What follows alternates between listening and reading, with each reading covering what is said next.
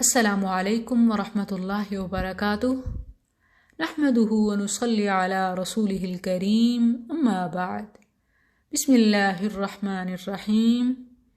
آپ سب کو Sunday weekly class میں اہلاً و سہلاً مرحبا۔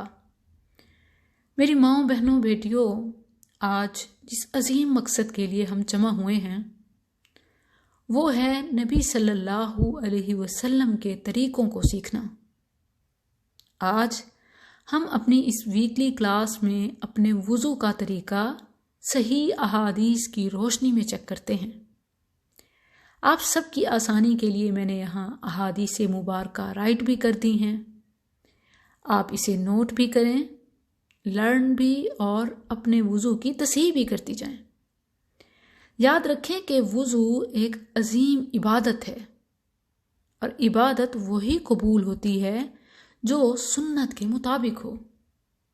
اگر وضو صحیح نہیں تو نماز قبول نہیں۔ بے نمازی تو ہلاک ہوتا ہی ہے، کنفرم ہے، مگر افسوس اس نمازی کا ہے جس کی نماز اس کے غلط وضو کی وجہ سے ریجیکٹ ہو جائے، یا وضو بھی کیا، صحیح بھی کیا، تھوڑی سی جگہ خشک رہ گئی تو پھر نماز ضائع ہو گئی۔ میں احادیث آپ کو سناتی جاتی ہوں، آپ اپنا وضو میچ کرتی جائیں، اور انشاءاللہ وضو صحیح تو نماز صحیح۔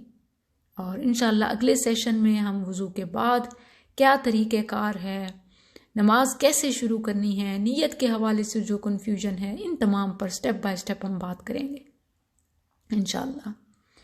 وضو کے شروع میں بسم اللہ پڑھیں۔ سنن ابن ماجہ حدیث نمبر 397، نبی صلی اللہ علیہ وسلم کا فرمان ہے، لا وضوء لمن لم یذکر اسم اللہ۔ جو شخص وضو کے شروع میں بسم اللہ نہ پڑھے اس کا وضو نہیں۔ اسی لیے اپنے مائنڈ میں اس چیز کو فکس کریں کہ یاد سے بسم اللہ پڑھ لیں، لیکن اگر پھر بھی بھول گئے اور نماز ادا کر لی تو پریشان نہ ہوں۔ یہ بھی نبی صلی اللہ علیہ وسلم کا فرمان ہے، رفع عن امت الخطا والنسیان وما استکرہوا علیہ۔ بھول چوک سے کچھ رہ گیا تو معاف ہے۔ حدیث آپ نے سن لی، اپنے مائنڈ میں ایسا ریمائنڈر لگائیں کہ یاد سے وضو کے شروع میں ابتدا ہی آپ کی ہیبٹ ہونی چاہیے کہ بسم اللہ پڑھ لیں، اور اس حدیث کو یاد رکھیں، لا وضوء لمن لم یذکر اسم اللہ۔ اور یہ بھی دیکھ لیں کہ بعض لوگ پڑھتے ہیں بسم اللہ الرحمن الرحیم، مکمل تسمیہ پڑھ لیتے ہیں، تو یہ نبی صلی اللہ علیہ وسلم سے ثابت نہیں ہے۔ وضو کے شروع میں صرف بسم اللہ پڑھیں۔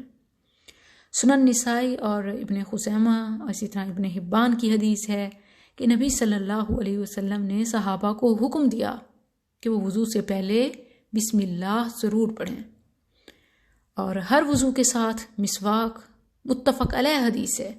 نبی صلی اللہ علیہ وسلم نے فرمایا، لولا ان اشق علی امتی لامرتهم بالسواک عند کل صلاۃ۔ اگر مجھے میری امت کے لوگوں کی مشقت کا ڈر نہ ہوتا تو میں انہیں ہر نماز کے ساتھ مسواک کا حکم دیتا۔ نبی صلی اللہ علیہ وسلم فرض نمازوں کے ساتھ بھی مسواک کرتے، اور رات کو جب آپ صلی اللہ علیہ وسلم تہجد کے لیے وضو کرتے، یعنی یہ تو نفل نماز ہے، پھر بھی آپ صلی اللہ علیہ وسلم پہلے مسواک کرتے، جیسا کہ صحیح مسلم کی حدیث نمبر 256 حدیث ہے۔ مسواک کے حوالے سے بہن پوچھ رہی ہیں کہ برش کافی ہوگا، تو میں یہی مشورہ دیتی ہوں کہ دیکھیں، میڈیکلی یہی بتایا جاتا ہے کہ دن میں 2 بار برشنگ کرنا دانتوں کے لیے کافی ہے، صحیح ہے، ضروری ہے۔ تو یہ آپ ضروری جو کام ہے وہ بھی کر لیں، اور سنت کی فضیلت پانے کے لیے اگر اپنے وضو کی جگہ یا اپنے پاس آپ ایک برش مسواک رکھ لیں تو پھر کیا ہے کہ جتنا اہتمام سے کریں گی اللہ سبحانہ و تعالیٰ آپ کو اجر بھی دے گا۔ اور سبحان اللہ، ابھی پچھلے دنوں ایک بہن نے مجھے ایک پوسٹ بھیجی کہ ہم نے سنا ہے کہ اگر مسواک کر کے نماز پڑھتے ہیں تو اجر زیادہ ملتا ہے، تو کیا یہ صحیح ہے؟ تو میں نے انہیں بحقی کی حدیث کا حوالہ بھیجا جس میں نبی صلی اللہ علیہ وسلم کا فرمان ہے کہ تفضل الصلاة التي يستاق لها على الصلاة التي لا يستاق لها 70 ضعفا۔ وہ نماز کہ جو وضو سے پہلے مسواک کر کے پڑھی جائے اس کا ثواب عام نماز سے، اس نماز سے کہ جس کے ساتھ مسواک نہیں کیا گیا، 70 گنا زیادہ ہے۔ محدثین نے یہاں یہ بات تفسیر میں لکھی ہے کہ 70 سے مراد بے شمار ہے، کیونکہ عربی زبان میں 70 کا لفظ اس چیز کے لیے بولا جاتا ہے کہ جس کا ثواب بے انتہا ہو، جو چیز بے انتہا ہو۔ تو اسی لیے فرمایا کہ ضروری نہیں کہ 70 گنا وہ نماز افضل ہوگی جس کے ساتھ مسواک کیا جائے، بلکہ اس سے مراد یہ ہے کہ کئی گنا افضل ہو جائے گی۔ تو اس حوالے سے اگر یہ بھی محدثین نے لکھا ہے کہ 70 کو اگر 70 کے معنوں میں ہی لیا جائے، یعنی 70 جو نبی صلی اللہ علیہ وسلم کے الفاظ ہیں، اس کو اگر ایسے ہی ترجمہ کیا جائے کہ 70 یعنی 70 گنا، تو یہ اللہ کے ہاں کون سا اجر و ثواب کی کمی ہے؟ تو بے شک وہ بے حساب دینے والا ہے، تو وہ اپنے بندوں کو 70 گنا بھی بڑھا کر دے سکتا ہے۔ اگر آپ مسواک کا اہتمام کرتی ہیں اور اپنی ضرورت پوری کرنے کے لیے ٹیتھ برش بھی کر رہی ہوتی ہیں، لیکن وضو کے لیے آپ مسواک کا ہی اہتمام کرتی ہیں، تو انشاءاللہ معجور ہوں گی، آپ کی نمازیں فضیلت میں اعلیٰ و افضل ہوں گی۔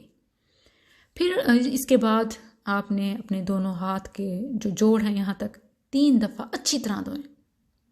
ہاتھوں پر پانی ڈالیں، پانی کے اندر ڈپ نہ کیا کریں، بلکہ پانی انڈیل کر یا ٹیپ کے نیچے ہے تو بالکل صحیح ہے، جیسے آج کل یہ ہمیں سہولت ہے۔ پانی کا اسراف نہیں کرنا، محتاط طریقے سے۔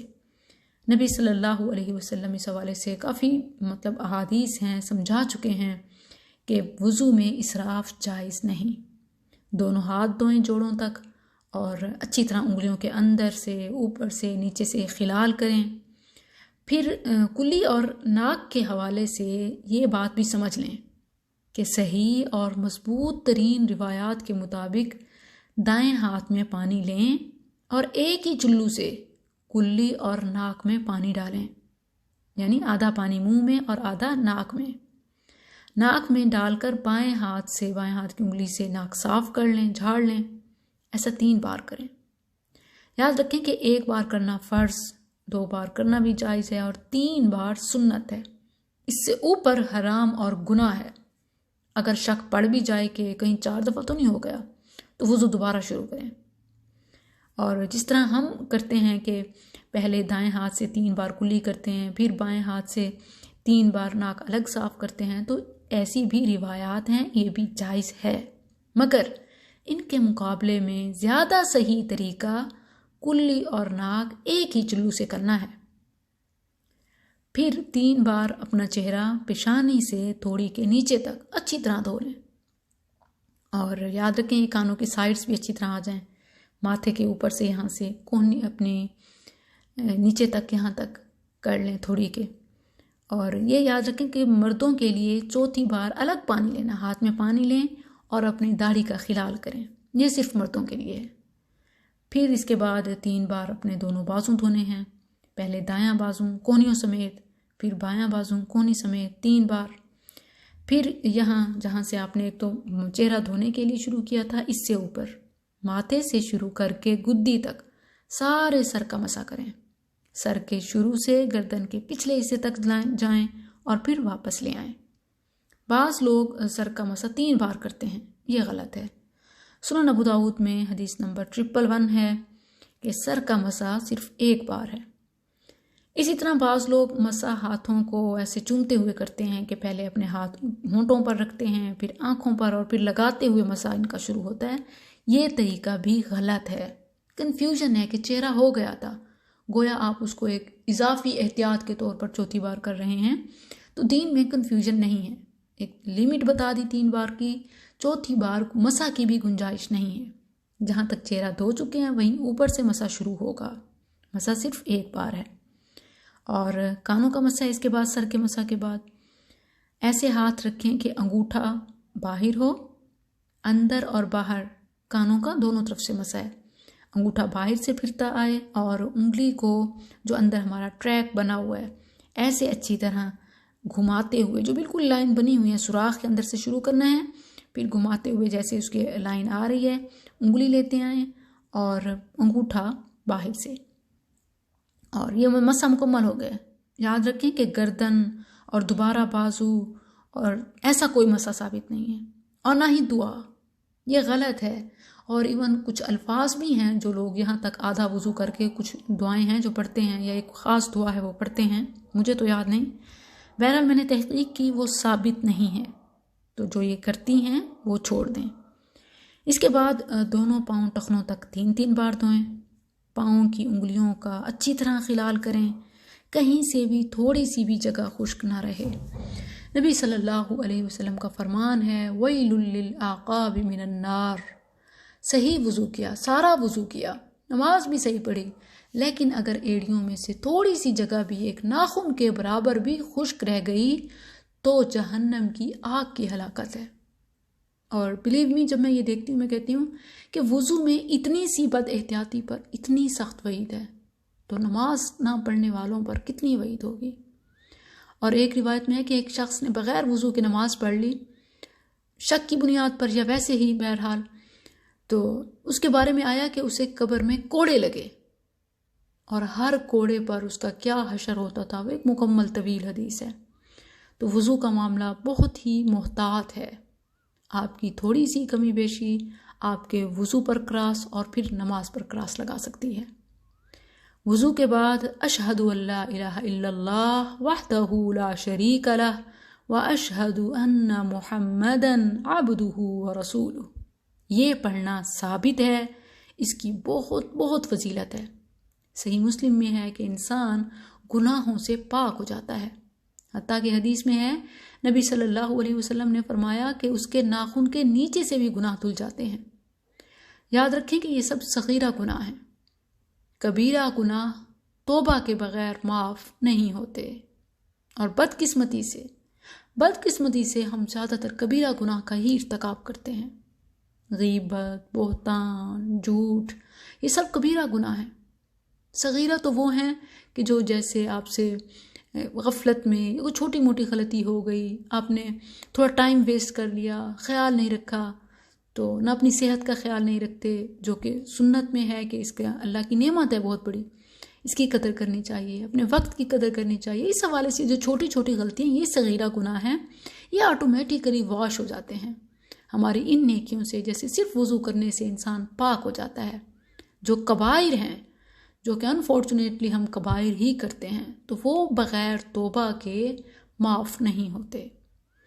اور صحیح مسلم ہی کی حدیث ہے کہ جب انسان ایسے مسنون وضو کر کے صرف 2 رکعت پڑھ لیتا ہے، 2 نفل صرف، اس کے لیے جنت کے 8 دروازے کھول دیے جاتے ہیں۔ سبحان اللہ۔